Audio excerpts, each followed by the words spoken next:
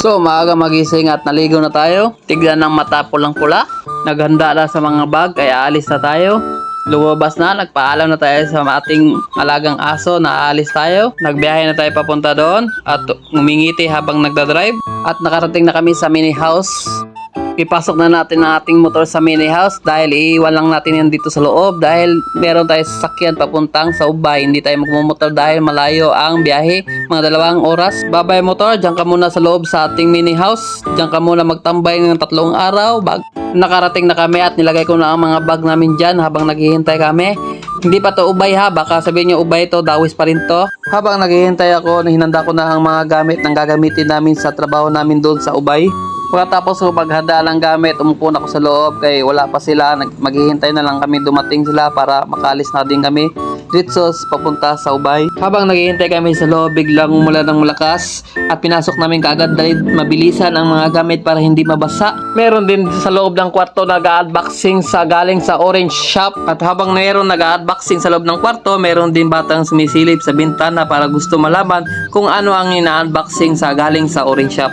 Habang papunta na ako sa second floor kay may kukuning gamit, meron ako nakitang sumi-CR pala, open pala sa ibabaw. Sorry, di ko napansin na open pala at bumaba na lang ulit. Pagkatapos namin maghanda ng mga gamit at umulan ng malakas, alas 12 naman, kumain na kami pero hindi ako nakabideo sa pagkain namin.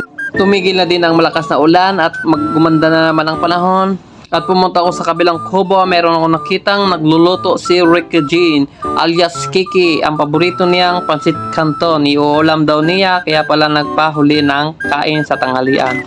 Nakarga na namin ang mga gamit na gagamitin sa Ubay at nagsisimula na kami mabiyahe papunta sa Ubay.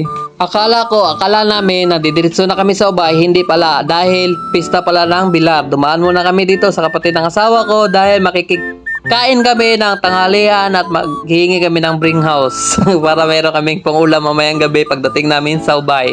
Nagtuturo na ako na malapit na kami makarating sa aming kakainan. May sumalubong kagad sabi mga bata at namamadali na kami maglakad dahil nagugutom na din kami. Natasdas din ng biyahe namin papuntang sa Bilar. Mga 30 minutes ang biyahe namin. Sa kababa na ng paglalakad namin, nakarating na din kami sa aming kakainan sa kapatid ng asawa ko at saktong-sakto, konti lang ang tao pero maraming mga botelya na nakikita ko corridors, mga knockdown na siguro ng mga tao dito, mga nalasing na. Buti nakaabot pa kami sa litson, meron pang ulo, kalahati at meron pang mga ulam. Saktong-sakto ang aming pagdating din, meron pa natitira. Siyempre, ano ba hinihintay natin? Kain tayo kaagad. Hindi tayo magkukutsara, magkamay tayo dahil ito ang sekreto para mabilis tayo mabusog at makakain tayo ng marami. At comment lang kayo or chat sa akin kung merong kainan. Pupuntahan ko talaga ang kainan, yun talaga dyan. Kahit malayo yan, pupuntahan ko yan. Pista ba, birthday ba, kasal, okay lang sa akin. At pagpasok ko sa loob, merong batang nagpaplano ng bitbitin ang litson dahil ibabaon daw niya dahil pagdating namin sa Ubay, meron kami pangulam kaagad. At maya itutuloy na sana pero nakita ko nagbibideo, nahihiya siya. Galina, nahihiya siya kay meron nagbibideo. Ngayon, di na siya nagdadalawang isip, may itutuloy na yan ngayon dahil kung di niya itutuloy, baka pagsisisihan niya at pagdating namin sa Ubay, wala kaming ulam.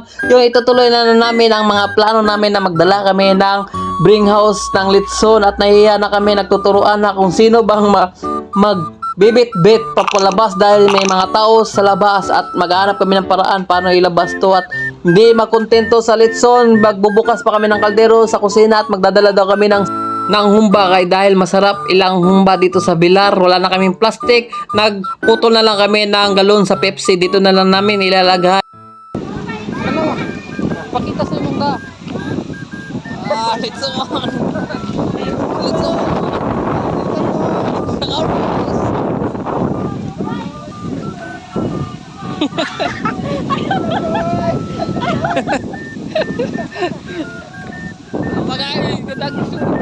Pakita kiki. Ay boys.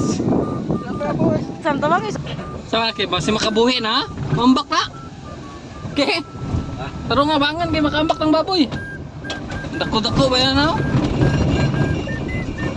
Okay, tuloy na tayo sa papunta sa Ubay. Biyahe na tayo habang maganda ang panahon. Kala ko tuloy-tuloy na magandang panahon dahil sa Bilar pa kami, magandang panahon. At pagdating namin dito sa Carmen, biglang bumuhos ang malakas na ulan. Habang natutulog ako sa loob ng sakyanan, hindi ko na malaya na nakarating na pala kami sa Ubay. Nakadaan na kami sa Pure Gold, Bohol, Ubay. Alam nyo ba saan ba makikita ang Pure Gold? Sa Ubay lang. Dumaan din kayo dito sa palengke sa Ubay dahil bibili kami ng aming ulam para bukas na isda at budget namin sa 3 araw. Sa pag-ikot-ikot namin sa loob ng palengke, nakapili na kami ng anong bibili naming isda. Mura lang ang kilo pero merong kamahalan din ang iba. Meron din mura, meron ding mahal. At dumading kami sa mga gulayan, kaya bibili din kami mga sangkap na gagamitin sa pagluluto sa isda. Bumili din kami ng bigas na pang 3 araw namin dito sa Ubay. Dumaan din kami dito sa mall sa department store. Binili lang namin sa loob ng mole ay ceiling fan at styro na nalagyan ng ice para malamig lagi ang tubig namin doon sa trabahuan. At sa wakas, nakarating na din kami sa aming tatrabahuan ng bahay dito lang sa San Pascual sa Ubay. Naghanda na ko lang higaan namin, nagtent ako sa loob dahil wala pang mga pintuan to bintana. Nagtent na lang kami para safety din at hindi kami masilipan sa aming pagtulog. Nagsaing na kami para maghahaponan na. Hinanda na din namin ang labisa ng kakainan namin dahil ilalapag na namin ang dala naming litson doon na bring house galing sa pista sa Bilar, dalot pa sa eco bag. Habang naghahanda kami sa pagkain, meron din nag-aayos ng siling paniya para daw walang labok mamaya sa pagtulog niya. Habang naghihintay tayo na maluto ang ating sinaing at pag-init sa ulam, kumain muna tayo ng suman na isawsaw natin sa kamay. Oh. Tignan nyo kung masarap bang tignan o nagdidiri kayo pero okay lang sa akin. Habang kumakain ako ng sumay, ipapakita ko muna sa inyo nga natapos na kami magtadtad sa aming litson na malaki at meron din tayong paksyo na nilagyan ng magic sarap. At ipapakita ko ninyo ang pinakapogi nga nagdudok-dok, nagdidikdik ng bawang sa atin na si Ricky Jean. At meron din tayo adobo humba tawag sa amin, ginilagay sa galon. At yan, ginagamit niyang garapon pagdikdik sa bawang. Ayan ang pinakagwapong nga trabahante sa kasama namin dito sa Ubay. At dito na pala magtatapos ng ating vlog at magpapahinga na ako at matutulog na ako dahil maaga pa kami magising bukas kaya magsisimula na kaming trabaho dito.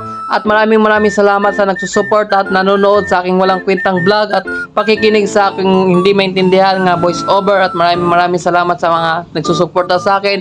And happy 37k na pala tayo. Maraming salamat sa mga solid supporter sa amin.